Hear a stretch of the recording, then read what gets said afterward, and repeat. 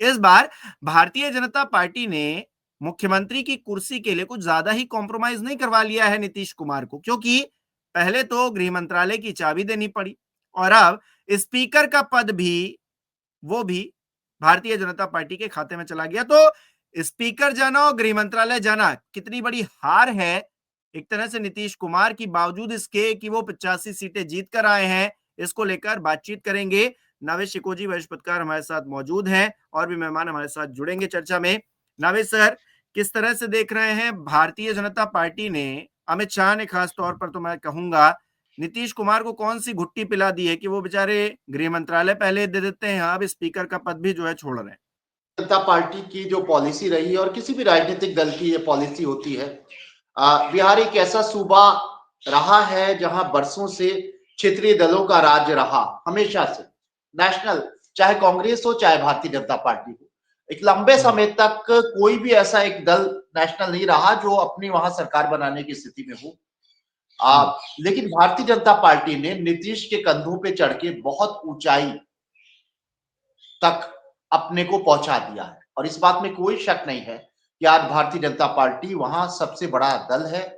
बल्कि सबसे बड़ा दल होने का जो सबसे बड़ी तरकीब थी, सबसे बड़ा जो रास्ता था, वो नीतीश कुमार ही थे। नीतीश कुमार के ऊपर सीढ़ी लगा के, उनके कंधे से सीढ़ी हटा के और अपना कद बड़ा कर लिया। और इसमें नीतीश कुमार का व्यक्तिगत तौर से भी कोई बहुत बड़ा घाटा नजर नहीं आ रहा है। ये जरूर है कि नीतीश कुमार की पार्टी भी धीरे धीरे भाजपा में हो रही है और आने वाला समय, जो बात आप बिंदु उठा रहे हो, वो बिल्कुल साफ है कि स्पीकर से लेकर और गृह विभाग तक नीतीश जी के हाथों से चला गया है। धीरे धीरे बिहार में भारतीय जनता पार्टी हावी हो गई है, इस बात में कोई शक नहीं है। लेकिन ये भी तो देखिए कि नीतीश कुमार की व्यक्तिगत इच्छाएं पूरी होती रही मुख्यमंत्री के तौर पर। नीतीश कुमार का पहला प्यार मुख्यमंत्री है, नीतीश कुमार का पहला प्यार बिहार है और वो उन्होंने अपनी उम्र के आखिरी पड़ाव तक वो ख्वाहिश पूरी कर ली। और क्या चाहिए उनको? शायद पार्टी से प्रेम ना हो, शायद नीतीश कुमार को अपनी विचारधारा से प्रेम ना हो, चाहे अपने वर्कर्स जो भारतीय जनता पार्टी को पसंद नहीं करते हैं शायद उनसे प्रेम ना हो, लेकिन व्यक्तिगत तौर से उन्होंने एक लंबी पारी जो खेल ली तो उनका जीवन तो सफल हो गया। हाँ, ये जरूर है कि आने वाले समय में, और ये पूरे 5 साल होंगे बतौर मुख्यमंत्री, ये पूरे अगर नीतीश कुमार कर लें तो बड़ी बात है, क्योंकि उम्र उनकी अच्छी खासी है और स्वास्थ्य भी उनका ठीक नहीं है। अगर वो स्वस्थ रहते हैं, बहुत शुभकामनाएं, सबकी शुभकामनाएं हैं कि वो 5 साल पूरा करें, लेकिन उनके स्वास्थ्य को देखते हुए नहीं लगता है कि वो इतनी लंबी पारी खेलें अपनी उम्र की कि वो आने वाले 5 साल तक बिल्कुल चुस्त और दुरुस्त रहें। भारतीय जनता पार्टी जानती है कि कोई दाएं बाएं होता है तो मौका मिल जाएगा। भारतीय जनता पार्टी का मुख्यमंत्री जिस दिन बिहार में स्थापित हो गया, फिर क्षेत्रीय दलों का सफाया होना शुरू हो जाएगा। चाहे नीतीश की पार्टी के बारे में एक बात और गौर कर लीजिए, बात यही नहीं है कि नीतीश कुमार क्यों झुक रहे हैं जबकि केंद्र में उनका समर्थन है। वो एक ऐसा दांत है केंद्र की सरकार का, एनडीए का, कि अगर वो हिल जाता तो अन्य दांत भी हिल जाते, सरकार गिर सकती थी, सरकार कमजोर हो सकती थी। लेकिन नीतीश कुमार की भी मजबूरियां थी, क्योंकि भारतीय जनता पार्टी ने अंदर ही अंदर जदयू के खास विंग को अपने फेवर में ले लिया, वो सब भाजपा में हो गए। तो एक खतरा नीतीश कुमार को यह भी था कि कहीं ऐसा ना हो कि हम कोई दूसरा कदम उठाएं और हमारी पार्टी टूट जाए, क्योंकि उनकी पार्टी के टूट जाने की संभावनाएं बहुत ज्यादा है। इसलिए नीतीश कुमार ने यह बेहतर समझा कि भले ही वो एक कमजोर मुख्यमंत्री की तरह सिर्फ कुर्सी पर बैठे रहे, ना उनके पास गृह रहे, ना उनकी पार्टी के पास में जो है स्पीकर रहे, उसके बाद भी वो कॉम्प्रोमाइज कर रहे हैं, क्योंकि उनकी ख्वाहिश मुख्यमंत्री की रही है और वो एक रिकॉर्ड उन्होंने कायम कर लिया है। लेकिन आने वाला समय भारतीय जनता पार्टी का होगा, जैसा कि चाल चली भारतीय जनता पार्टी ने महाराष्ट्र में, अन्य दलों, अन्य राज्यों में भी, जैसा कि एक जमाना हुआ करता था, 20 से 30 साल ऐसे रहे जब उत्तर प्रदेश में किसी राष्ट्रीय दल की हैसियत नहीं थी कि उत्तर प्रदेश में वो सरकार बना ले या मेजोरिटी ले आए, क्योंकि क्षेत्रीय दलों का वर्चस्व बिहार और यूपी में करीब 30-35 साल तक हावी रहा।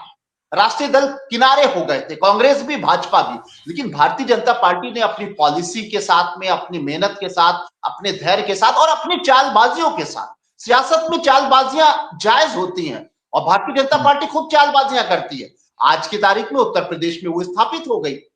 अगर उनके सहयोगी ना भी हो तो अकेले अपने बूते पर यूपी में भाजपा सरकार बना सकती है या बना सकती थी, जो 2 कार्यकाल है। ऐसे ही बिहार में भी आने वाले समय में बिहार जो क्षेत्रीय दलों का गढ़ हुआ करता था, धीरे धीरे सबको साइडलाइन करके, और सबसे बड़ा जो उनका प्रतिद्वंदी एक जमाने में हुआ करते थे नीतीश बाबू, अब उनको अपनी गोद में बैठा के या उनके कंधे पर बैठकर भारतीय जनता पार्टी ने उनका कद धीरे धीरे सत्ता की कुर्सी पर बैठा के उनकी कुर्सी के पाए कतरना शुरू कर दिए हैं। आने वाले समय में भारतीय जनता पार्टी का परचम बिहार में लहराएगा, इस तरह की तैयारी भाजपा कर रही है और नीतीश की पार्टी का डाउनफॉल शुरू हो चुका है। शान परवेज जी भी हमारे साथ जुड़े हैं, आरजेडी के प्रवक्ता हैं, बहुत बहुत स्वागत है आपका भी। अनीश अंकुर जी भी हमारे साथ जुड़ चुके हैं। शान भाई, कहाँ सपने देख रहे थे कि जो है मुख्यमंत्री बनेंगे, शपथ ग्रहण होगा? आज मैं तस्वीर देख रहा था विधानसभा, क्योंकि सत्र शुरू हो गया है, तेजस्वी जी का थोड़ा मुंह लटका हुआ था। अब नीतीश कुमार जैसे हैं वैसे हैं, लेकिन तेजस्वी जी का मुंह इस तरह से लटका हुआ और इतनी ज्यादा मायूसी, मतलब किस तरह से इसको बयां करेंगे? देखिए, हिमांशु भाई, निश्चित रूप से जो परिणाम आया है उससे निराशा तो है। और निराशा ना केवल राष्ट्रीय जनता दल में है, निराशा पूरे बिहार के लोगों में है। पूरे बिहार के लोगों का आज भी ये मानना है हिमांशु भाई कि वोट तो बिहार की जनता ने बदलाव के नाम पे दिया ही है। और जो प्रो एंटी इनकम्बेंसी को प्रो इनकम्बेंसी में बदलने का काम भारतीय जनता पार्टी और खास तौर से इलेक्शन कमीशन के लोग ने किया है, वो सवाल के घेरे में तो आज भी है। और लोगों को आज भी यकीन इस बात का नहीं है कि जो रिज़ल्ट आया है, जो परिणाम आया है, वो वाजिब और वो सच्चाई है, वही वाजिब है, वही असलियत है, ऐसा आज भी लोग नहीं मानते हैं। और देखिए कि भारत के इतिहास में, लोकतांत्रिक इतिहास में, ये पहला ऐसा चुनाव होगा, ज्ञानेश गुप्ता जी के नेतृत्व में जो चुनाव हुआ बिहार के अंदर, वो सबसे ज़्यादा संदेह के घेरे में खड़ा हुआ। और एक बार भी ज्ञानेश गुप्ता जी ने चुनाव आयोग पे लग रहे आरोपों का खंडन करने का कोई प्रयास नहीं किया। उनका ऐसा मानना है कि आप लोग जो बोल रहे हैं, बोलते रहिए। ज्ञानेश गुप्ता जी की वही रवैया है कि जैसे एक तरफ सत्ता पक्ष के या सत्ता में बैठी हुई पार्टी के सामने विपक्ष की पार्टियां चिल्ला रही है कि किसी बिल का, किसी विधेयक का विरोध कर रही है, मगर उसके ऊपर कोई सुनवाई नहीं, कि हम उसके एजेंडे में होता है कि इस शान बिल को भाई, हमें मैं इन पास तस्वीरों करना। तस्वीरों शान भाई, ये सब बातें बहुत बार हो चुकी हैं और बहुत सारी बातें जो है निकल कर सामने आई हैं, लेकिन मैं इन तस्वीरों पर आपसे कमेंट चाहूंगा। एक तरफ नीतीश कुमार है, देखिए किस तरह से वो हाथ हिला रहे हैं, किस तरह से वो अपना रिएक्शन दे रहे हैं। दूसरी तरफ तेजस्वी यादव कहीं ना कहीं बहुत दुखी नजर आ रहे हैं। अब देखिए, चुनाव हारना जीतना ये लोकतांत्रिक प्रक्रिया में सिक्के के दो ही पहलू होते हैं, या तो आप चुनाव जीतते हैं या हारते हैं। लेकिन इतनी मायूसी, मतलब ये जो आपके कार्यकर्ता हैं उनको क्या संदेश देंगे फिर आप? नहीं, हिमांशु भाई, इस तस्वीर को आप थोड़ा ज़ूम करके जब देखेंगे या जब हुँ, आप नज़रिया बदल के देखेंगे, तो सबसे ज़्यादा मौजूदा समय में जो दुखी हैं, वो नीतीश कुमार जी हैं। नीतीश कुमार जी के साथ आज जो हो रहा है और जिस प्रकार का सदन चल रहा है और जो मीडिया में नैरेटिव चलने लगा कि बिहार में हुँ, योगी मॉडल लागू हो गया, बुलडोज़र मॉडल लागू हो गया। क्या नीतीश कुमार जी इन चीज़ों से उनकी आइडियोलॉजी अब मैच करने लगी? ये तो अब बिहार के लोगों को बताना होगा। या हुँ, मीडिया में इनको अपना क्लेरिफिकेशन देना चाहिए। दूसरी बात है कि जिस तरीके से जब नीतीश कुमार जी 20 सालों से जिस मंत्रालय पे उनका दबदबा रहा और जिस मंत्रालय की वजह से बिहार में लोग उनको जानते हैं कि भाई सुशासन की सरकार लागू किया, नीतीश कुमार जी की पुलिसिंग बहुत अच्छी रही, जिस पे वो हुँ, गुमान करते थे, अपने आप का घमंड करते थे और जो उनका सबसे बड़ा यूएसपी था, आज वो उनसे छीन लिया गया। फिर कहा गया हुँ, कि कहीं न कहीं स्पीकर के चुनाव में राष्ट्रीय जनता दल जो सवाल खड़ा कर रही थी कि सब कुछ सही नहीं है। वहाँ जनता दल यूनाइटेड के प्रवक्ता आके कह रहे थे कि नहीं, सब कुछ सही है। और मीडिया में जो नैरेटिव चल रहा था, क्या स्पीकर के लिए खींचतान होगा? और हुँ, स्पीकर की कुर्सी भी अब भारतीय जनता पार्टी को चली गई। जो राष्ट्रीय जनता दल और हम हमारे लोग से ये मानते थे कि इस बार जो नीतीश कुमार जी हैं, वो सिर्फ़ और सिर्फ़ वो मान के चलिए आप कि वो हाथी के दाँत हैं। वो सिर्फ दिखाने के हुँ। चलिए कि ठीक है। ठीक है, इनको ठीक है। रिप्लेस कर ठीक है। मनीष आनंद जी भी हमारे साथ जुड़ चुके हैं। लेकिन अनीश जी, सबसे पहले मैं आपके पास आना चाहूँगा। क्या देख रहे हैं आप? नीतीश कुमार का कोई भविष्य आपको आगे उज्ज्वल नज़र आ रहा है? क्योंकि जिस तरह से नीतीश कुमार को एक डमी मुख्यमंत्री बनाने की पूरी प्लानिंग हो गई है, पूरी तैयारी हो गई है, और उसको लेकर जो है हम क्रियाकलाप भी देख रहे हैं कि पहले गृह मंत्रालय गया, अब स्पीकर भी गया। आने वाले समय में पता नहीं कुछ और भी एक नया बड़ा कारनामा हो जाए नीतीश कुमार के साथ में, कहा नहीं जा सकता। तो किस तरह से देखें इसको? देखिए हिमांशु जी, ये सारी बातें नीतीश कुमार और भाजपा भारतीय जनता पार्टी को लेकर शुरू से ऐसा ही एक्सपेक्टेड था, संभावित था।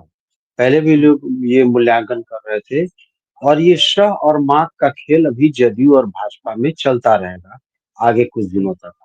क्योंकि एक सबसे जो अपोजिशन था, राजद हैं या कम्युनिस्ट पार्टियों के लोग हैं, सीपीआई सीपीएम के लोग, इन लोगों की जो संख्या विधानसभा में जो घटी है, तो अब अगला जो निशाना है, जो असली रोड़ा, अंतिम रोड़ा है, वो नीतीश कुमार है।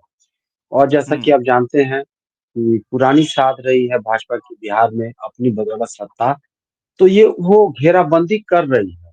और ये ऐसा प्रतीत हो रहा है कि जैसा कि आपने बताया कि वो गृह मंत्रालय उनसे लिया गया या विधानसभा अध्यक्ष वाला, ऐसा लग रहा है कि वो भाजपा आगे बढ़ रही है। ऊपर से सरफेस पर, सतह पर ऐसा ही दिखता है, लेकिन मुझे लगता है कि भाजपा के लिए मुश्किलें और बढ़ेंगी। इसकी सबसे बड़ी वजह ये है हिमांशु जी, ये ठीक है कि उन्होंने चुनाव जीता है, लेकिन वैधता अपनी खो चुके हैं। मामूली बात देखिए, सम्राट चौधरी ने गृह मंत्रालय संभाला और जिस तरीके से चूंकि वैधता खो चुके हैं, वैध नहीं है। अब देखिए कि भारतीय जनता पार्टी के लोगों ने ठीक से उत्सव तक नहीं मनाया, जो कि बहुत बड़ी विक्ट्री थी। और ये वो जानते हैं कि वैधता नहीं है, इसलिए वो ज्यादा आक्रामक, ज्यादा हिंसक और ज्यादा एक बुलडोजर पर उनकी निर्भरता बढ़ती गई है। और जिस नालंदा से उसकी शुरुआत हुई, वहीं से बहुत बहुत सशक्त प्रतिरोध शुरू हो गया। तो ये जो यूपी जो सोच रहे हैं बिहार को, या मध्य प्रदेश या राजस्थान जैसी स्थिति सोच रहे हैं, भाजपा ज्यादा बड़े संकट में फंसेगी। और बिहार में फंसने का मतलब है कोई ज्यादा, आप देखिए इतना सशक्त और बड़े पैमाने पर लोगों में नाराजगी है। ये क्या स्वरूप ग्रहण करेगी राजनीतिक रूप से, अभी थोड़ा कहना जल्दबाजी है, लेकिन इतना संकेत साफ दिख रहा है कि जितना ज्यादा वो नीतीश कुमार की गर्दन पकड़ने की कोशिश करेगी, उतना ही ज्यादा खुद भी फंसती जाएगी। और मुझे लग रहा है कि भाजपा के लिए चीजें ज्यादा मुश्किल होगी। ऐसे अभी सतह पर दिख, सरफेस के अपीयरेंस के लेवल पर आपको लगा कि नीतीश कुमार घेरते जा रहे हैं, कभी भी वो स्ट्राइक बैक हो सकता है। ये शह और मात का खेल है जो आगे आने वाले दिनों में आप देखते रहेंगे। मनीष जी, आप किस तरह से देख रहे हैं नीतीश कुमार को? क्या ये झटका नहीं है कि उनके हाथ से स्पीकर का पद भी गया और गृह मंत्रालय तो पहले चला ही गया था? देखिए, मैं समझता हूं कि नीतीश कुमार को जो पहला झटका था वो चुनाव परिणाम के दिन ही लग गया, जब वो दूसरे नंबर पे आ गए और इस स्थिति में आ गए कि आरजेडी का आंकड़ा भी 25 पे जाके खत्म हो गया। तो जो एक गुंजाइश बचती थी कभी भी नीतीश कुमार की इधर उधर जाने की, वो गुंजाइश वो खत्म हो गई। तो जहां से पहला झटका वहां लगा, दूसरा झटका जो गृह मंत्रालय छीनने से लगा। लोग इसको कहते हैं कि स्वतः नीतीश कुमार ने खुद से दिया है, कई लोग ये भी बात कहते हैं कि स्वतः दे दिया। अरे स्वतः कैसे दे देंगे? जिस वजह से इनका नाम सुशासन पड़ा नीतीश कुमार का, वो वजह, वो एक कारण जिसकी वजह से नीतीश कुमार की छवि बनी, वो कारण उन्होंने सम्राट चौधरी को दे दिया। और आप देखें कि जब हम लोग देखते हैं कि जब किसी राज्य के मुख्यमंत्री का शपथ होता है या उप मुख्यमंत्री का शपथ होता है, तो उसके बाद जब कोई दिल्ली जाता है, उस राज्य के मुख्यमंत्री जाते हैं दिल्ली, यहां कौन गए दिल्ली? यहां सम्राट चौधरी गए अमित शाह से मिलने के लिए, गृह मंत्री से मिलने के लिए, अमित शाह से मिलने के लिए सम्राट चौधरी गए। नीतीश कुमार नहीं, नीतीश कुमार जाते भी नहीं, नीतीश कुमार जाते भी नहीं। लेकिन फिर भी आप समझिए कि क्या मैसेज कन्वे किया जा रहा है, क्या मैसेज हो रहा है। अब ये प्रेम कुमार की बात आ गई कि प्रेम कुमार जो है वो उन्होंने नॉमिनेशन फाइल कर दिया, निश्चित तौर पे वो बनेंगे। तो जो दूसरा अंतिम दरवाजा था, दूसरा तो नहीं कहूंगा, जो अंतिम दरवाजा था वो भी अब बंद हो चुका है। आप समझिए कि जो चाबी है, बीजेपी ने ताला बंद करके चाबी अपने पास अब रख लिया, अब कोई कुछ नहीं कर सकता है। चाहे दूसरी पार्टी से आप देखें कि जब दूसरी पार्टी, मतलब ये तो बातें, मतलब बिहार क्या, बिहार से बाहर भी इस बात की चर्चा है कि लोगों को लग रहा है जिस तरीके से आरजेडी की संख्या कम हुई है, या जिस तरीके से एआईएम के विधायक हैं, अब देखिए, या आरपी गुप्ता हैं, उन सबको लेकर तरह तरह की बातें हो रही है। उपेंद्र कुशवाहा को लेकर भी चर्चाएं हो रही है कि उपेंद्र कुशवाहा के भी विधायक जा सकते हैं, इसलिए विधायक जा सकते हैं, इसलिए अपने बेटे को उन्होंने मंत्री भी बना दिया। तो इस तरह के आप सोचिए कि एक डर के साए में पूरे की पूरी, मुझे लगता है कि अब ये सरकार चल रही है और वो चलेगी। डर इस बात का होगा कि आरजेडी के विधायक कब टूट जाएंगे, डर इस बात का होगा कि कांग्रेस के विधायक कब टूट जाएंगे, डर इस बात का कि उपेंद्र कुशवाहा के विधायक कब टूट जाएंगे। तो इसी में चलना है। और जो मैसेज बीजेपी को अपने तौर पर दे दिया था, वो मैसेज बीजेपी ने प्रेम कुमार को स्पीकर बना के वो दे दिया है कि अब कहीं कोई गुंजाइश नहीं है। अगर आप बीजेपी के इच्छा के विपरीत अगर किसी पार्टी को तोड़ के लाते हैं तो उसमें भी कठिनाई होगी। अब प्रेम कुमार स्पीकर है तो उसमें भी आपको कठिनाई होगी। अगर आपको किसी पार्टी को तोड़ना है तो बीजेपी के इच्छा के अनुकूल तोड़ना होगा। और मुझे याद है कि जब पिछली बार जब ओवैसी की पार्टी के विधायक टूटे थे, भले वो आरजेडी में शामिल हुए थे, लेकिन वो ओवैसी की पार्टी को, एआईएम को तोड़ने का जो पूरा प्लान था वो नीतीश कुमार का था। वो चाहते थे कि वो आरजेडी में आए और उनकी इच्छा के अनुकूल ही आरजेडी में आए। उस समय विधानसभा अध्यक्ष भी आरजेडी के थे, तो कहीं कोई कठिनाई नहीं। लेकिन इस बार जब स्पीकर का पद बीजेपी के पास है, तो अगर कोई पार्टी टूटेगी तो बीजेपी के इच्छा के विपरीत वो टूट भी नहीं सकती है। बिल्कुल। शान परवेज जी, अभी मनीष जी एक बहुत इंपॉर्टेंट बात कह रहे थे, तो आपका शायद नेटवर्क जो है चला गया। वो ये कह रहे थे कि नीतीश कुमार को सबसे बड़ा झटका तो तब लगा जब आरजेडी पार्टी 25 सीटों पर सिमट गई, यानी कि आपने तो संभावना ही खत्म कर दी। अगर आने वाले समय में सरकार बनाने की कोई संभावना होती तो आप कम से कम इतनी सीटें तो ले आते कि नीतीश कुमार को आप जो है अपनी तरफ कर पाते। अब ऐसी परिस्थिति है जहां पर नीतीश कुमार चाह कर भी आपके पास नहीं आ सकते, बीजेपी तो फंसा ही लिया है उनको। देखिए हिमांशु जी, ये तो जो स्क्रिप्ट लिखा गया था, आप जो लगातार गृह मंत्री आकर या भारतीय जनता पार्टी के बड़े-बड़े नेता आकर बिहार चुनाव में कह रहे थे कि 209, 208, तो 209 और 208 का जब आंकड़ा को आप समझेंगे, जब उसको डिकोड करेंगे, तो उसमें ये था कि नीतीश कुमार जी की जो जो पार्टी है, वो कहीं न कहीं और नीचे चली जाएगी। और अगर Bharatiya Janata party 95, 96 seat cross कर जाती, तो क्या भारतीय जनता पार्टी को नीतीश कुमार की जरूरत होती? तो ये जो स्क्रिप्ट लिखी गई थी, ये स्क्रिप्ट उस तरह की लिखी गई थी कि भारतीय जनता पार्टी को 95 से 96 चाहिए और नीतीश कुमार को यूजलेस बनाकर बाकी अपने छोटे-छोटे एलाई पार्टनर्स के साथ में चुनाव की तैयारी जो की गई थी, वो उसी तरीके से की गई थी। मगर अनफॉर्च्यूनेटली लोकतंत्र में कभी भी कुछ भी करबट हो सकता है। तो मैं ये बार-बार बोलता हूँ कि भारतीय जनता पार्टी ये चुनाव जीती नहीं है। भारतीय जनता पार्टी ने एक्सेस मैनिपुलेशन के बाद भी उसको जो आंकड़ा चाहिए था, जो उसको फिगर चाहिए था, जो उसको मैजिक नंबर चाहिए था, वो उसके हक में नहीं है। और जो आज हम सारा जो डिस्कस कर रहे हैं, if but prawns and prawns, वो सारे इसी वजह से कर रहे हैं क्योंकि उसका जो मैजिक फिगर था, जहां वो जाना चाहता था, वहां वो Bharatiya Janata party election commission की मेहरबानी के बावजूद भी नहीं पहुंच पाए। तो ये इफ बट आज दिखाई दे रहा है आपको। अन्यथा शान जी, भारतीय मैं जनता ये पार्टी जानना ने चाहता हूँ, नीतीश आप ये कुमार कह जी रहे को, हैं, हिमांशु भाई, शान भाई, को पूरी तरह से शान निपटाने का पूरा उपाय लगा दिया था। शान जी। भाई, मैं ये कह रहा हूं कि ठीक है, आप कह रहे हैं वोट चोरी हो गई, लेकिन वोट चोरी को लेकर कुछ आगे करिएगा या फिर हार मान के बैठ जाइएगा? तेजस्वी देखिए जी जो बहुत है वो क्या प्लानिंग कर रहे हैं, कुछ जरा बताइए। कि क्योंकि कहा गया है जब कांग्रेस पार्टी की तरफ से कि हम 2 हफ्ते के बाद, मतलब जब नतीजे आ गए उसके बाद कहा गया कि 2 हफ्ते के बाद हम भाई बिहार को लेकर बहुत बड़ा खुलासा करेंगे। आज तक कांग्रेस पार्टी ने कोई खुलासा नहीं किया। आपकी पार्टी और कांग्रेस पार्टी ने मिलकर क्या कोई ज्वाइंट बातचीत की कि भाई वोट चोरी हुई है तो इसको लेकर हम कैसे खुलासा करेंगे, या फिर आपने नतीजे देखकर जो कहना था वो शुरुआती दौर में कह दिया और उसके बाद ठंडे बस्ते में चले गए? देखिए, मैंने हिमांशु भाई, बहुत आप गंभीर बात पूछ रहे हैं और हम लोगों ने बहुत स्पष्ट कहा और मैंने अपने ओपनिंग कमेंट्स में कहा था कि लगातार अगर आरोप लग रहे हैं इलेक्शन कमीशन के ऊपर, तो यहाँ पे कई वरिष्ठ पत्रकार बैठे हुए जो काफी लंबे समय से चुनाव को कवर कर रहे होंगे। जब भी एलिगेशन लगता है चुनाव आयोग के ऊपर या उसकी निष्पक्षता के ऊपर, इलेक्शन कमीशन को आके क्लियरिफिकेशन देना चाहिए था कि आपका जो सवाल है उसकी उसकी गंभीरता को हम स्वीकार करते हैं और हम अपनी निष्पक्षता आपको साबित करते हैं। कहीं भी इलेक्शन कमीशन इस प्रकार की बातें नहीं कर रहा है और मैंने कहा कि इलेक्शन कमीशन सत्तारूढ़ दल के जैसा हो गया है, जहां विपक्ष विरोध कर रहा है तो उनको लग रहा है कि विरोध करना इनका काम है और विरोधी दल है और ये सत्ता दल है। तो इस प्रकार की जो मानसिकता बनी है वो लोकतंत्र के लिए अच्छा नहीं है। हमने ये पूछा कि जिस दिन हमारी काउंटिंग हुई हिमांशु जी, मैंने आपके भी चैनल पे मैं बैठा था और मैंने उस दिन भी ये कहा था कि जब 7 करोड़ 42 लाख वोटर रजिस्टर्ड थे फाइनल ड्राफ्ट रोल के बाद, तो 7 करोड़ 45 लाख वोटर की काउंटिंग कैसे हुई?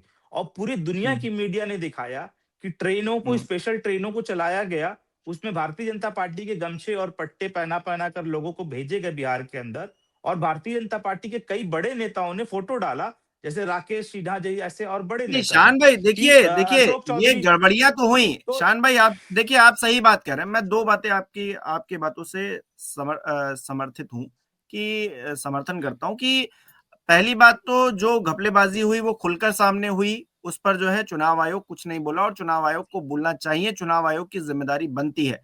आप लोग लगातार सवाल उठा रहे हैं, ये भी अच्छी बात है, लेकिन सवाल ये है कि क्या जो प्रक्रिया चल रही है उसके तहत आपको न्याय मिल पा रहा है, विपक्ष को न्याय मिल पा रहा है? और विपक्ष को न्याय मिलने से मेरा मतलब यह है कि आम जनता को न्याय मिल पा रहा है। नावे शिको जी, क्या आम जनता जिसे एक वोट का अधिकार है, क्या उसको मैनिपुलेट नहीं किया जा रहा है? क्योंकि मुंबई से जो तस्वीर उभर कर सामने आई, मैंने इसी मंच पर उस बारे में चर्चा भी की कि 10.5% के करीब मुंबई के अंदर, क्योंकि वहां पर लोकल बॉडी इलेक्शन होने हैं, 10.5% अगर फर्जी वोटर पाए जा रहे हैं मुंबई के अंदर। सोचिए, आर्थिक राजधानी कहा जाता है, वहां की वोटर लिस्ट में 10.5% फर्जी वोटर है।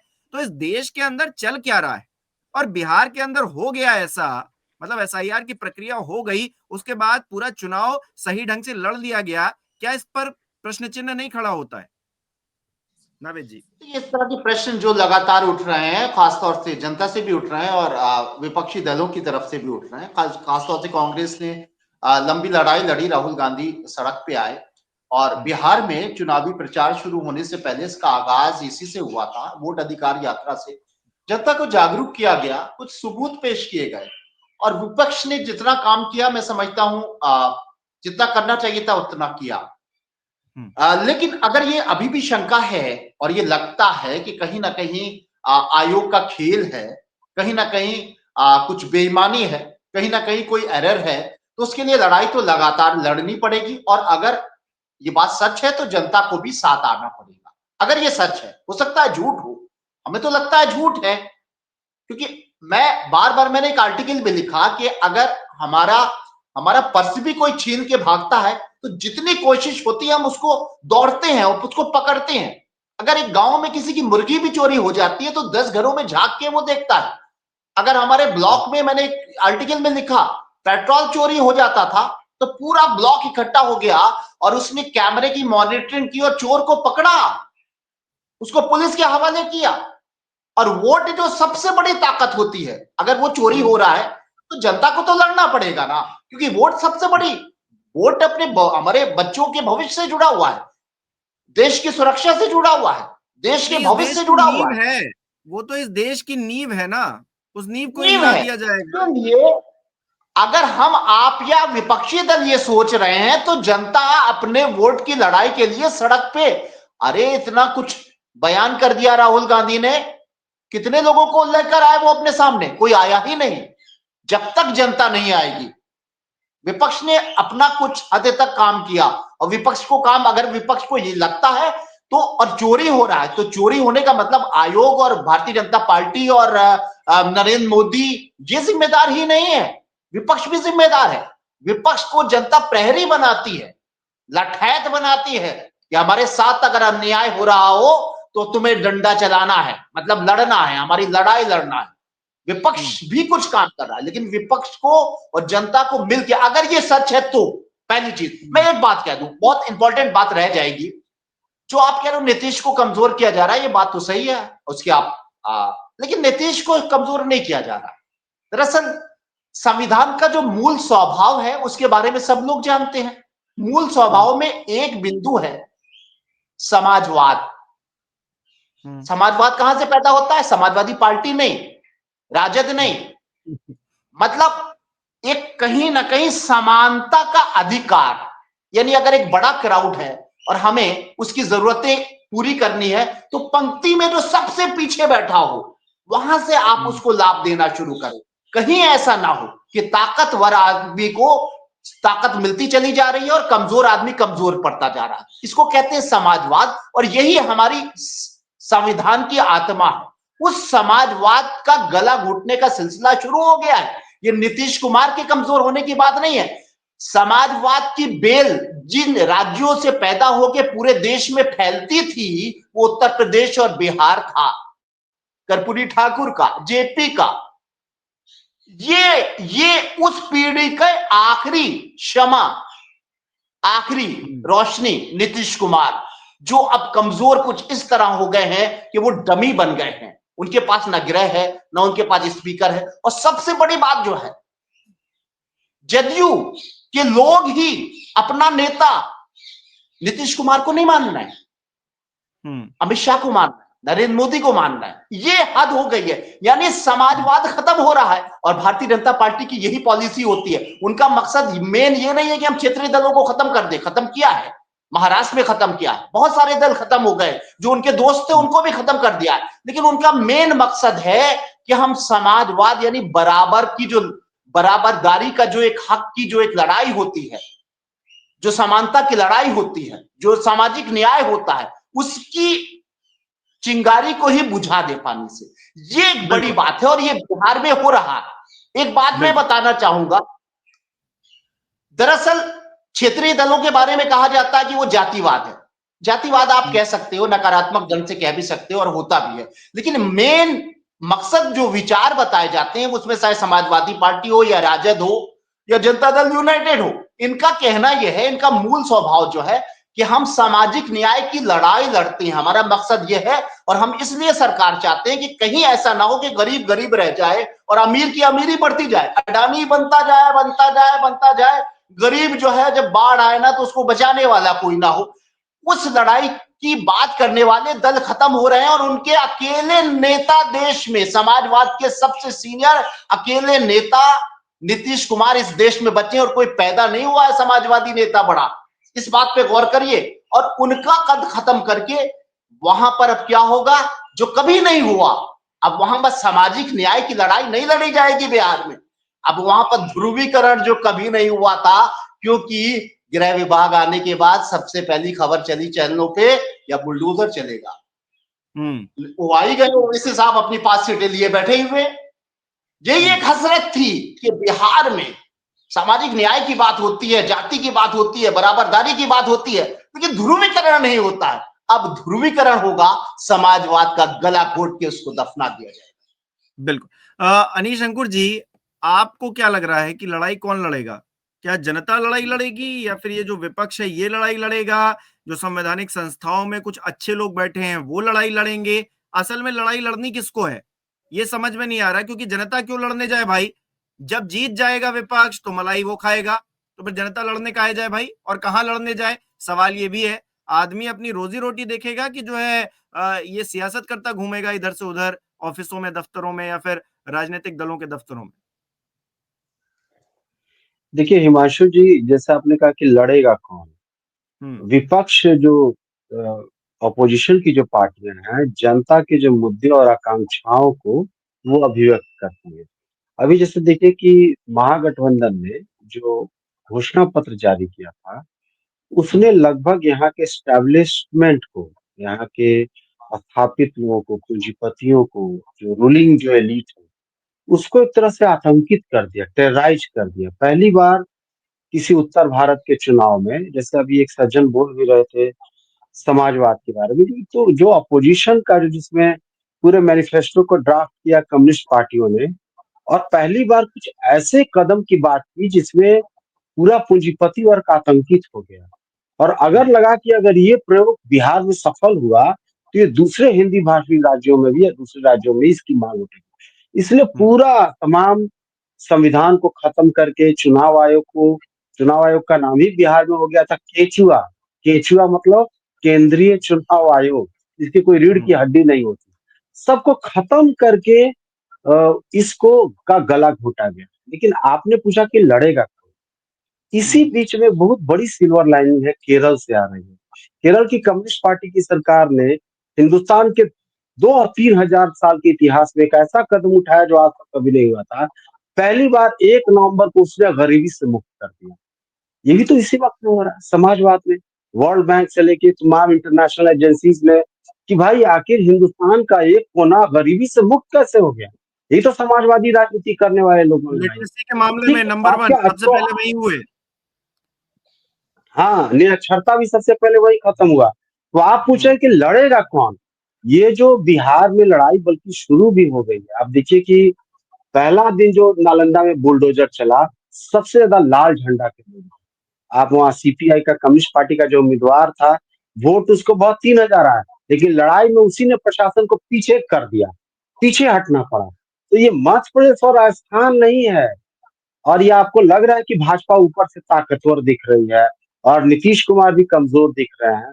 ये सोशलिस्ट और कम्युनिस्ट शक्तियों का सबसे बड़ी प्रयोगशाला, जिसके बारे में कहा था कि स्वामी सहजानंद सरस्वती की धरती रही है। तो बहुत मुश्किल होगा। और भाजपा आपको अभी लग रहा है कि जीत रही है, नंबर्स गेम में भी आपको लग रहा है ये भाजपा आज से खेल रही है। और यहाँ ज्यादा जो कर रहा है ना, काबिल बनना, उनको ऐसा धक्का लग सकता है जिसकी कल्पना उन्होंने नहीं की। मनीष जी, आखिरी कमेंट आपसे चाहूंगा। जो परिस्थितियां हैं उनमें नीतीश कुमार आगे आने वाले समय में कुछ करने लायक बचे हैं या नहीं बचे हैं, और जो विपक्ष है उसकी जो इस वक्त पोजीशनिंग है उसको आप किस तरह से देख रहे हैं? देखिए, नीतीश कुमार तो अब मुझे नहीं लगता है कि कुछ करने लायक स्थिति में है। दूसरी बात जो आपने कही कि विपक्ष, तो मुझे लगता है कि विपक्ष की सबसे बड़ी चुनौती यह है, और आने वाले जो 4 साल, कम से कम 4 साल इसलिए कर रहा हूं क्योंकि लोकसभा चुनाव को अगर वहां देख ले तो लोकसभा चुनाव से ही एक तरीके से माहौल बनने लगता है, और 1 साल बाद यहाँ पर भी बिहार में भी चुनाव हो जाते हैं। तो अगले 4 साल कांग्रेस की कहाँ जाएगी? कांग्रेस तो वैसे खत्म हो गई बिहार में, लेकिन कांग्रेस जाएगी कहाँ? आरजेडी अपने विधायकों कहाँ तक बचा पाएगी? क्योंकि मुझे याद आता है कि यही सम्राट चौधरी और जावेद इकबाल अंसारी और कई और उस समय विधायक विधान पार्षद थे, वो सब आरजेडी से टूटकर जेडीयू में उस वक्त आए थे। और अब जो वक्त है वो आरजेडी को संभालने का वक्त है, आरजेडी को बचाने का वक्त है। और इसकी संभावना बहुत कम है कि जो अभी 25 का आंकड़ा है वो 25 का आंकड़ा बचा रह सके, इसकी संभावनाएं कम है। दूसरी बात, जो बुलडोजर की बात कह रहे थे कि बुलडोजर चलेगा, तो मुझे लगता है कि चाहे यूपी में बुलडोजर चलाना हो सकता है कि आसान हो, बिहार में बुलडोजर चलाना इतना आसान नहीं होगा। इसके पीछे वजह बताता हूं।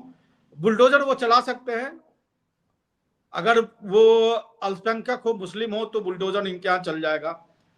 यादव जाति से आएंगे तो उनके यहाँ बुलडोजर चल जाएगा। आप इनकाउंटर में भी वही देखेंगे, जो हाफ इनकाउंटर बिहार में हो रहा है उसमें भी यही ट्रेंड देखेंगे कि अगर हो।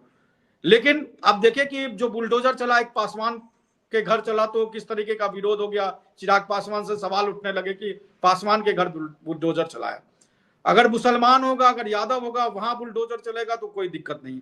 लेकिन उससे इतर अगर कहीं बुलडोजर चलेगा तो इनको बहुत ज्यादा दिक्कतें होंगी, चाहे वो तो मनीष जी, इनका जो टारगेट है वो तो यही रहता है ना, मुसलमानों के घर चलाएंगे, ऐसे लोगों के घर चलाएंगे जो लोग आवाज ना उठा पाए और जो एंटी हो, इनका वोट बैंक ना हो, उसी के घर चलता ही है। तो अगर यादव के घर बुलडोजर चलेगा तो फिर कोई दिक्कत नहीं। आप इनकाउंटर में भी वही ट्रेंड देखेंगे कि सम्राट चौधरी के गृह मंत्री बनते इनकाउंटर हुआ। आगे भी देखेंगे, देखिए 1 महीने में इतना इनकाउंटर हो, तो उसमें आप इनकाउंटर का ट्रेंड भी देखेंगे कि वही ट्रेंड होगा, उससे उलट नहीं होगा। इसलिए मैं जो यहाँ योगी का मॉडल उस तरीके से लागू नहीं कर पाएंगे, क्योंकि आप जो बुलडोजर वाला या आपराधिक वाला जो बात करेंगे, तो अगर आप किसी कुर्मी या कोयरी पर अगर जाएंगे बुलडोजर चलाने, तो वहां क्या होगा? वैसे चलेगा नहीं। आप एक पासवान के घर बुलडोजर चलने का हाल देख लिया कि क्या हुआ। तो ना जीतन राम मांझी चाहेंगे, ना चिराग पासवान चाहेंगे, ना उपेंद्र कुशवाहा चाहेंगे कि उनके घर कोई बुलडोजर चले, और ना सहनी भले मुकेश सहनी जो महागठबंधन की तरफ, लेकिन सहनी के घर भी बुलडोजर चलाना आसान नहीं है। तो इसलिए मुझे नहीं लगता है कि अभी कि बिहार में उस तरह आप न्यूज बनाने के लिए, खबर बनाने के लिए अगर इन चीजों को कह दे तो वो अलग बात है, लेकिन यहाँ बुलडोजर पॉलिटिक्स बिहार में नहीं चलेगा। जी, बहुत बहुत शुक्रिया मनीष जी, अनीश अंकुर जी, नवेश शिकोह जी, शाहन जी, बहुत बहुत धन्यवाद आप सभी लोगों का हमारे साथ जुड़ने के लिए।